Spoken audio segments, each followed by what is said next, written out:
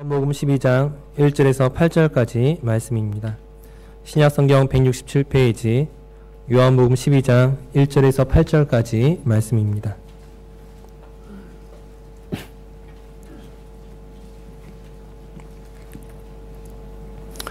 오늘 우리에게 주신 말씀 함께 한 절씩 교독하시겠습니다. 하나님께서 성도님을 기뻐하십니다. 이렇게 한번 인사하도록 하겠습니다. 하나님께서 성도님을 기뻐하십니다.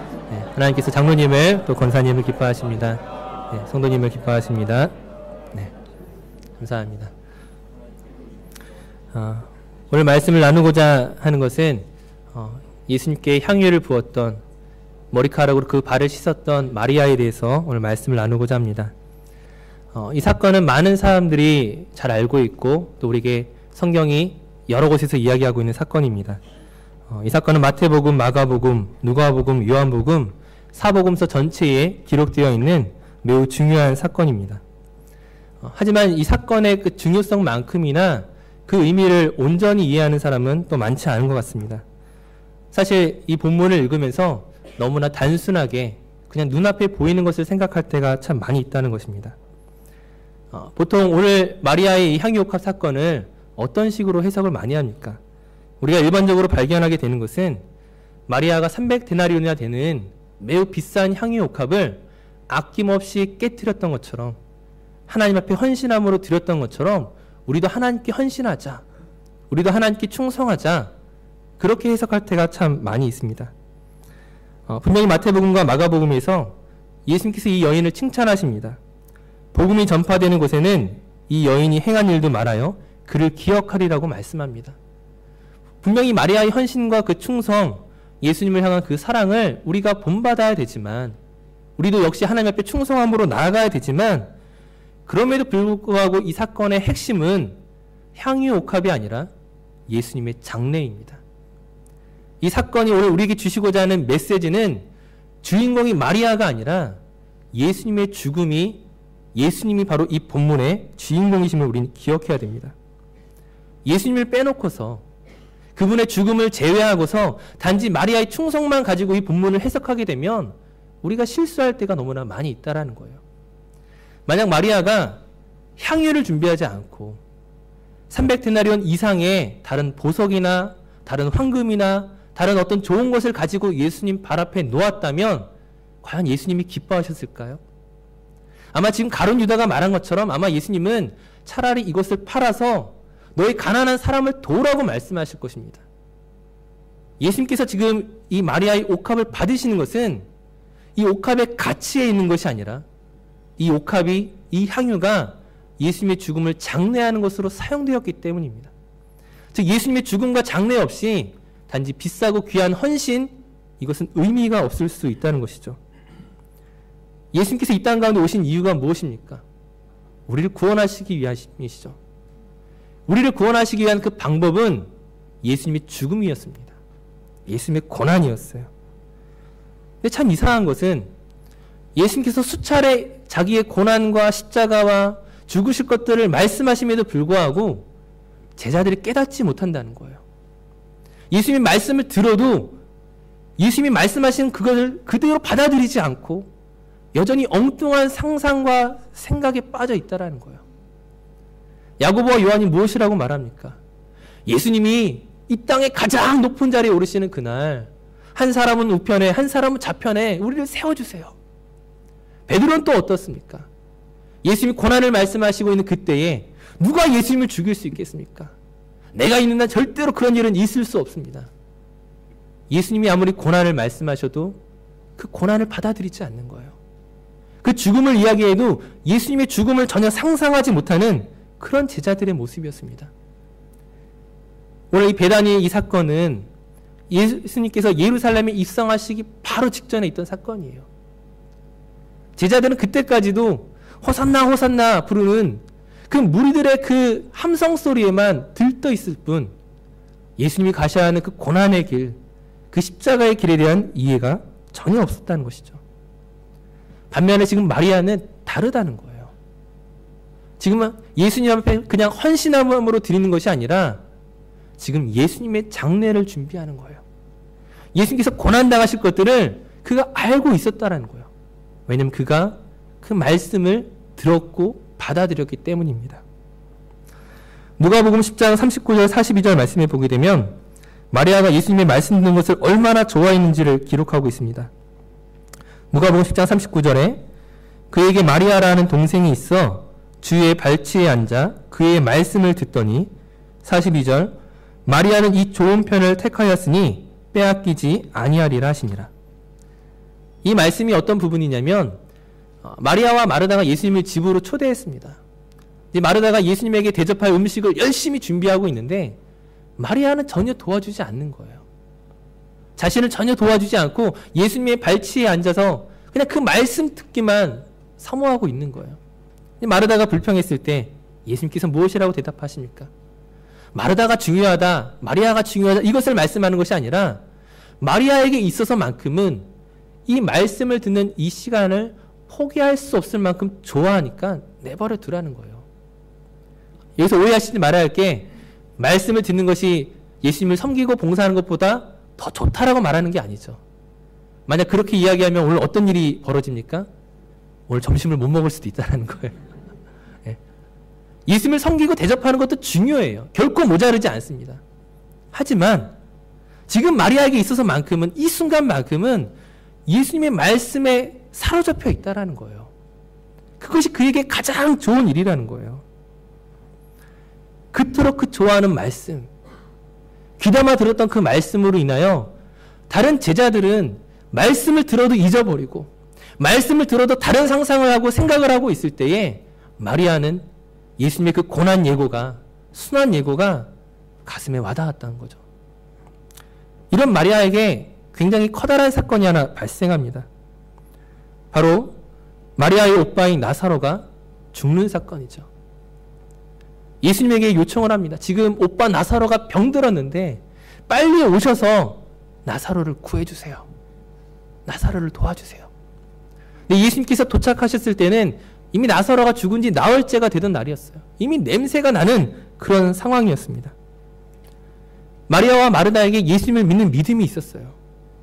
예수님을 하나님의 아들로 선지자라고 고백을 합니다. 하지만 마리아와 마르다 역시 예수님을 좋아하고 믿었지만 자기들이 보고 싶어하는 것만을 보고 있었어요. 요한복음 11장 25절 26절 말씀에 예수님께서 이렇게 말씀하십니다. 예수께서 이르시되 나는 부활이요 생명이니 나를 믿는 자는 죽어도 살겠고 무릇 살아서 나를 믿는 자는 영원히 죽지 아니하리니 이것을 네가 믿느냐? 이것을 네가 믿느냐? 지금 예수님이 말씀하시는 의도가 뭐예요? 죽은 자도 예수 그리스도 안에 다시 살 것들을 너는 믿느냐?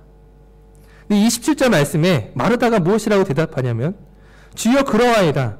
주는 그리스도시요 세상에 오시는 하나님의 아들이신 줄 내가 믿나이다.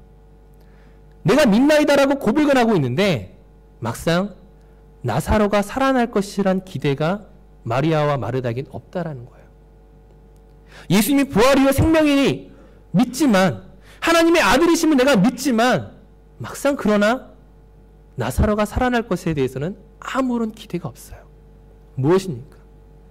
제자들이 예수님의 말씀을 들으면서도 여전히 내가 보고 싶어하는 것만을 보는 것처럼 마리아와 마르다 역시 예수님을 고백하고 예수님을 하나님의 아들로 믿지만 그러나 내가 보는 그 시각 안에서 죽은 자는 다시는 살아날 수 없다라는 그 사실 앞에 막혀 있다라는 거예요. 요한복음 11장 39절 말씀에 예수께서 이르시되 돌을 옮겨 놓으라 하시니 그 죽은 자의 누이 마르다가 이르되 주여 죽은 지가 나흘이 되었음에 벌써 냄새가 나나이다. 예수님이 부활이요 생명임을 고백하지만 나사로는 이미 죽은 지 나흘이나 되었습니다. 어떻게 죽은 자가 살아날 수 있겠습니까? 자기의 시각에 갇혀 있는 거였죠. 하지만 어떤 일이 일어납니까? 나사로야 나오너라. 나사로가 살아나는 것들을 통하여서 마리아와 마르다의 시각이 깨어지는 거예요. 그전에도 예수님을 고백했어요. 예수님을 믿었습니다. 하나님의 아들로 하나님이 보내신 선지자로 고백하였지만 그러나 자기의 시각 안에 갇혀져 있던 것들이 나사로의 부활과 함께 깨어지기 시작하는 거예요. 내가 보고 싶은 대로 보고 내가 듣고 싶었던 대로 듣는 것이 아니라 예수님의 말씀을 있는 그대로 받아들이기 시작했다라는 거예요. 그러면서 바뀌기 시작하는 거죠. 예수님이 고난에 대해 말씀하실 때 인자가 들려야 하리라, 십자가에 죽어야 하리라, 한 알의 밀이 땅에 떨어져 썩어져 죽는 것처럼 인자가 죽어야 한다고 말씀하실 때 제자들은 아무도 그 말씀을 귀담아 듣지 않는 그 상황 가운데 그 시각이 바뀌어지고 눈이 바뀌어진 마리아와 마르다는 변화하기 시작한 거예요. 예수님이 진짜 죽는구나. 예수님이 진짜 고난을 당하는구나.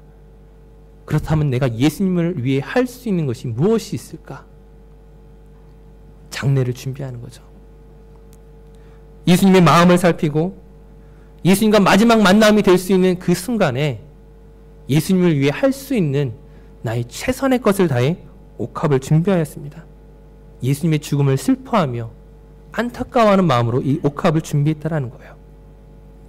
하지만 우리가 한 가지 더 생각할 것이 무엇이냐면 예수님께서 죽게 될 거란 이 사실을 마리아가 믿었다고 해서 과연 그가 300데나리온이나 되는 그 어마어마한 금액의 옥합을 과연 깨트릴 수 있을 것인가? 어떻게 그런 일을 할 수 있느냐는 것이죠. 예수님께서 마리아의 오빠 나사로를 살려주셨습니다. 오빠를 살려준 것 때문에 옥합을 깨트릴 수 있을까요? 물론 그것은 너무나 감사한 일이었지만 내가 300데나리온이나 되는 옥합을 드려야만 나사로를 살려주는 것입니까? 이미 그것과 상관없이 살려주셨잖아요. 예수님이 나사로를 살려주신 다음에 어떤 것들을 요구하셨습니까? 전혀 그런 것이 없었잖아요.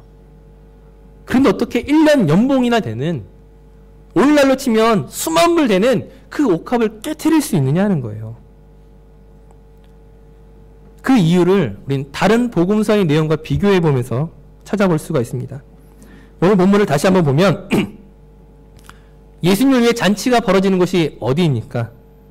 마태복음과 마가복음에서는 베다니 마을의 나병 환자 시몬의 집이라고 이야기하고 있습니다. 이 베다니 마을의 나병 환자 시몬은 어떤 사람이냐? 누가복음은 이 시몬이 바리새인이라고 말합니다. 즉 바리새인 시몬이 있는데 그는 나병 환자였습니다. 당시에 예수님을 유대 종교자들이 굉장히 싫어했죠. 만약 예수를 그리스도로 고백하는 자가 있으면 유대교에서 출교하겠다, 쫓아내겠다라는 그런 상황 가운데 있었는데 이 바리새인 시몬이 예수님을 그럼에도 불구하고 모실 수 있는 이유가 무엇이에요? 자기 자신이 나병 환자이기 때문에. 예수님에 대한 수많은 기적의 사건들을 들었어요. 소문을 들어 알고 있어요. 더구나 자기와 같은 마을에 살고 있는 베다니 마을의 나사로가 죽었다가 살아났습니다. 그 예수님이라면 지금 나의 나병을 고칠 수 있겠다. 비록 바리새인이지만 지금 예수님이 필요하다고 느껴서 예수님을 초대한 것이죠. 이 초대한 이 자리에 예수님만 온 것이 아니라 나사로도 와 있습니다. 시몬에게 있어서 나사로는 나도 나을 수 있다라는 그 상징과 같은 존재라는 거예요. 그리고 오늘 요한복음에 보게 되면 마르다가 그 집안에서 같이 봉사하며 음식을 준비하고 있었습니다. 근데 이제 새로운 사건이 발생합니다. 누가복음의 기록으로 살펴보면 누가복음 7장 36절에서 39절 말씀입니다. 누가복음 7장 36절에서 39절까지 우리 자막을 보시면서 함께 교독하시겠습니다. 제가 먼저 읽겠습니다. 한 바리새인이 예수께 자기와 함께 잡수시기를 청하니 이에 바리새인의 집에 들어가 앉으셨을 때에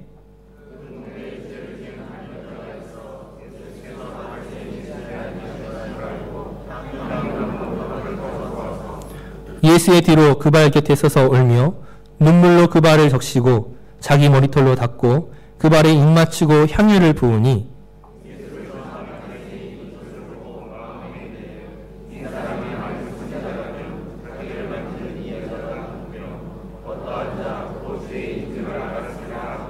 아멘.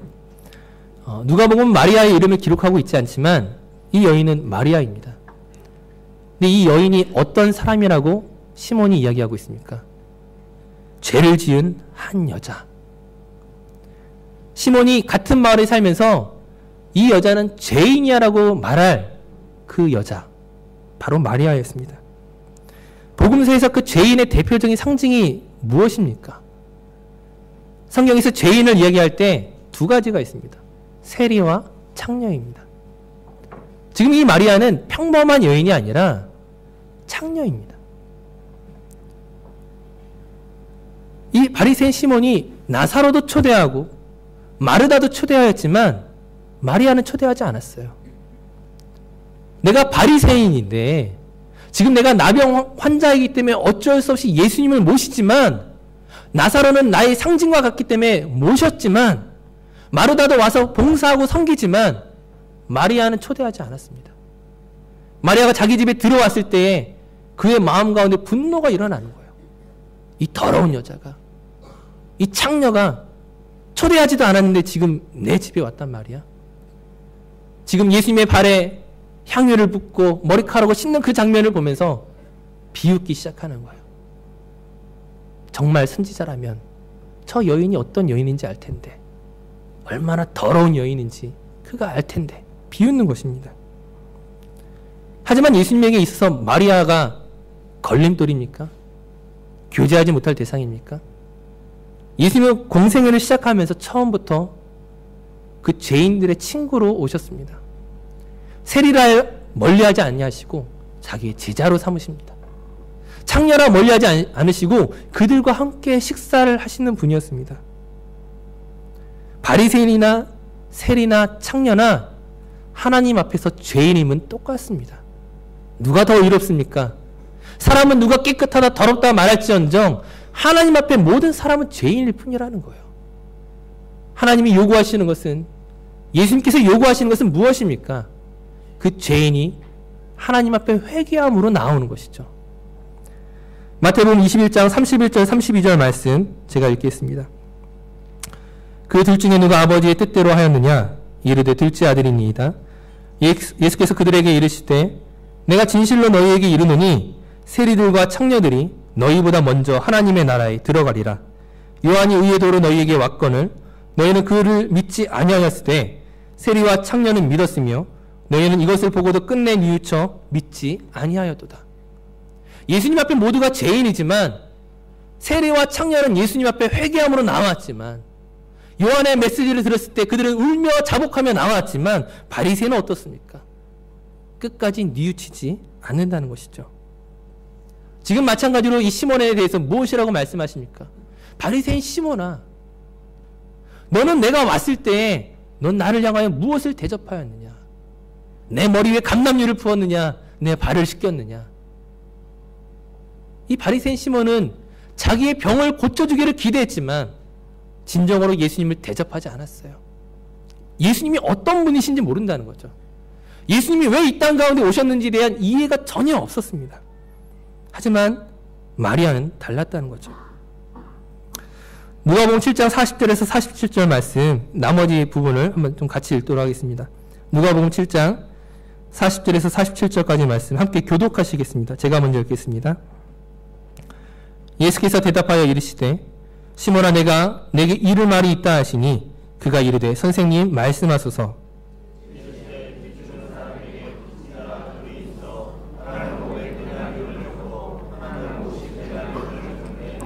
갚을 것이 없으므로 둘 다 탕감하여 주었으니 둘 중에 누가 그를 더 사랑하겠느냐?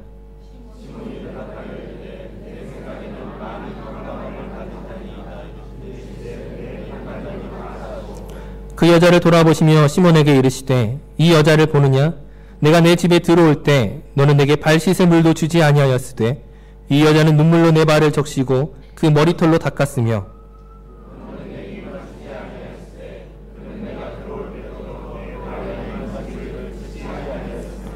너는 내 머리에 감람유도 붓지 아니하였으되 그는 향유를 내 발에 부었느니라.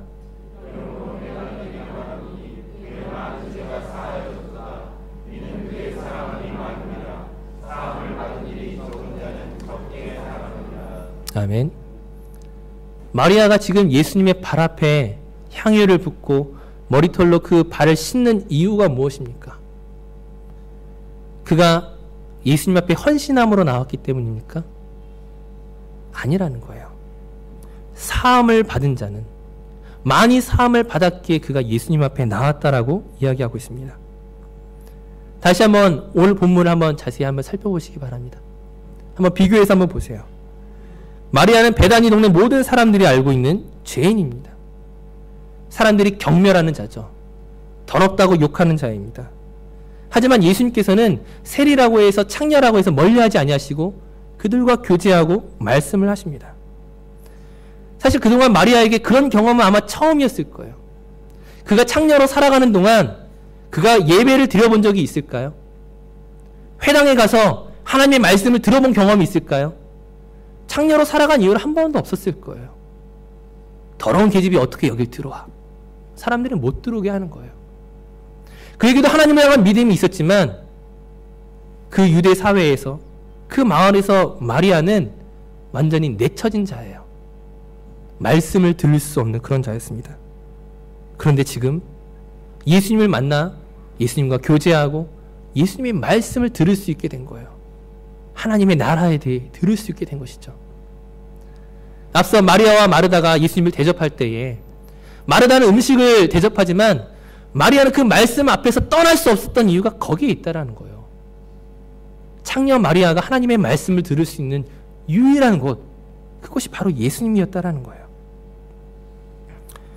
다시 한번 말씀을 다시 한번 상상해 보죠. 다시 한번 생각해 봅시다. 베다니 마을에 부모 없이 자라는 세 남매가 있습니다. 나사로와 마르다와 마리아입니다. 근데 나사로가 몸이 너무나 약해서 빚을 많이 졌어요. 약값을 감당할 수 없을 만큼의 큰 빚을 졌습니다. 결국에는 마리아가 어떻게 해요? 자기의 몸을 팔아서라도 오빠의 약값을 대는 거죠. 근데 그렇게 시작하면서 그는 이제 더 이상 유대의 공동체 안으로 들어올 수 있는 존재가 되었어요. 어느 정도 돈을 많이 모아서 더 이상 창녀로 일하지 않아도 되지만, 하지만 상황은 달라지지 않아요. 베다니 마을 사람들에게 마리아는 그냥 창녀일 뿐이었습니다. 그런데 나사로가 죽게 되는 거예요. 아무리 좋은 약을 써도 시름시름 앓다가 죽게 되었어요.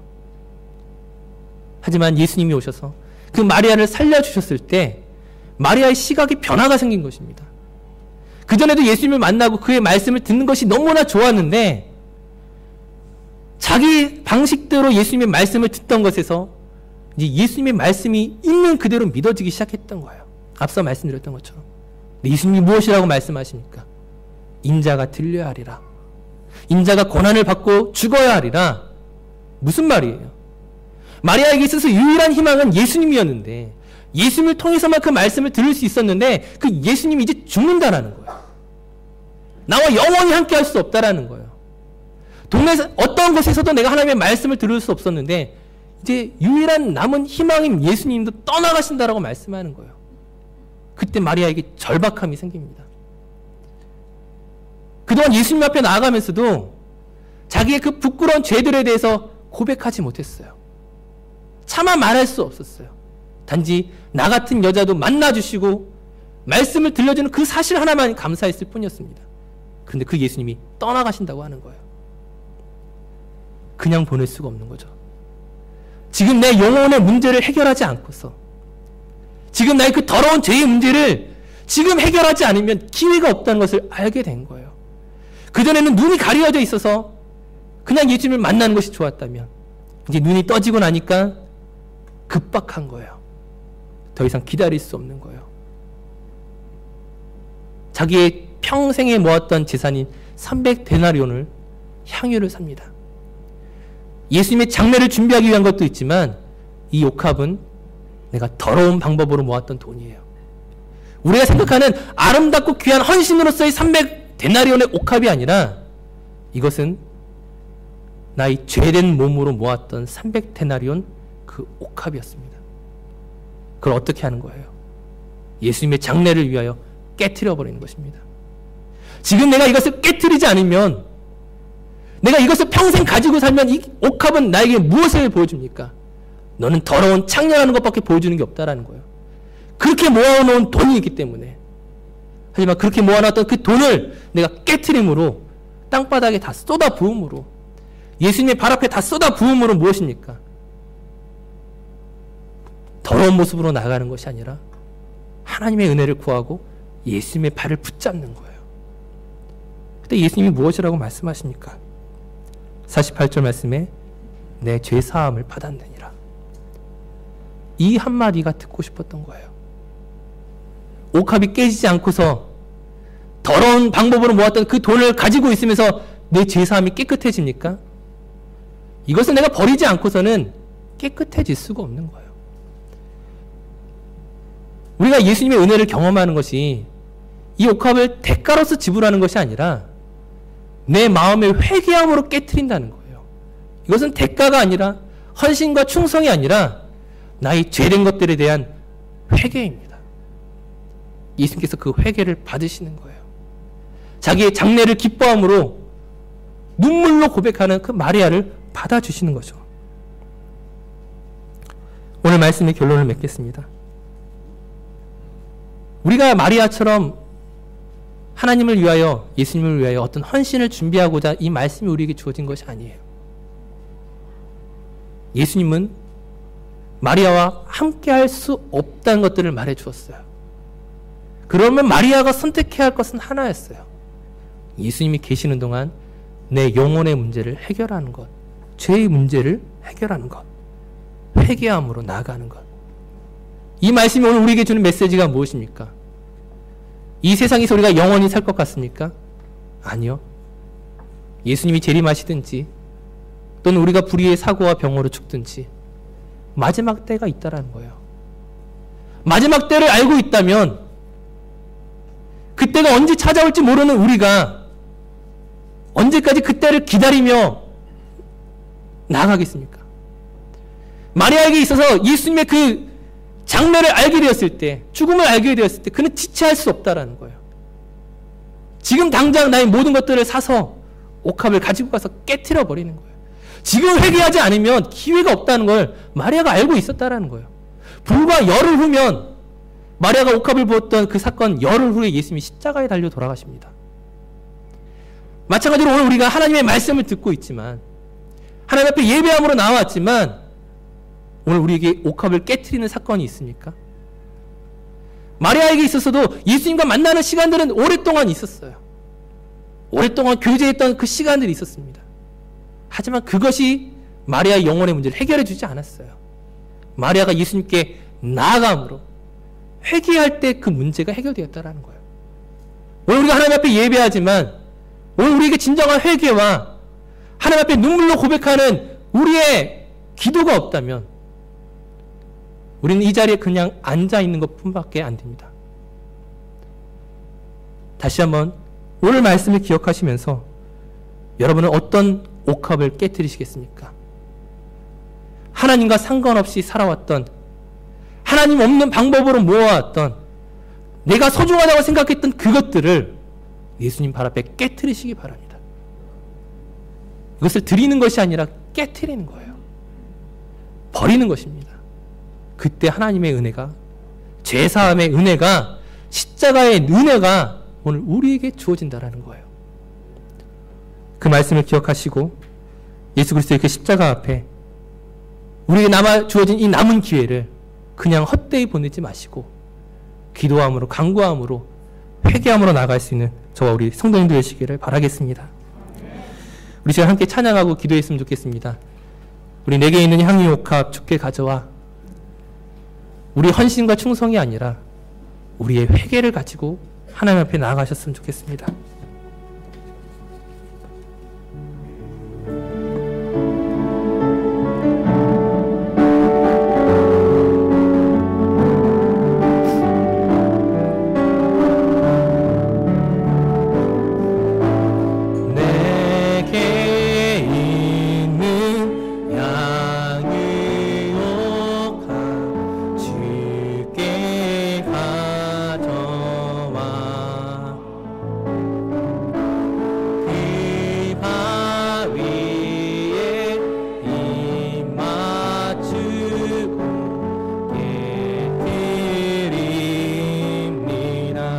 나를 위해 험한 삭기, 나를 위해 험한 삭기 고르신 예수,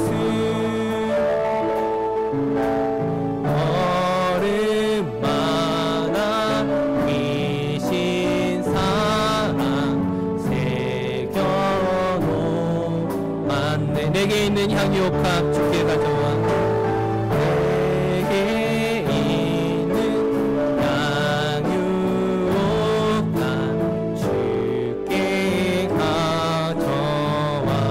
발 위에 입 맞추고 그 발 위에 입 맞추고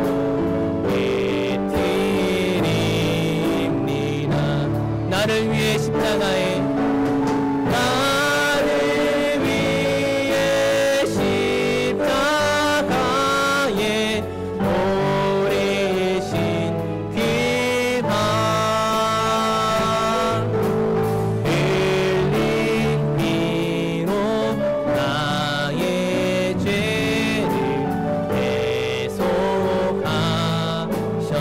너 내게 있는 향유옥화 내게 있는 향유옥화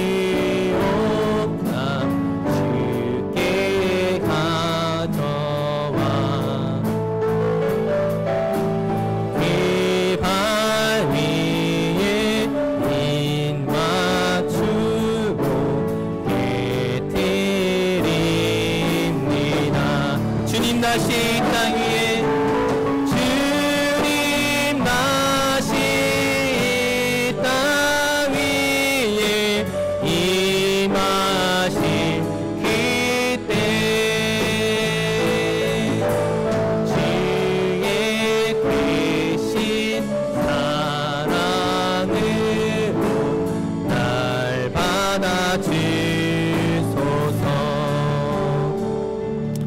우리 함께 기도하겠습니다.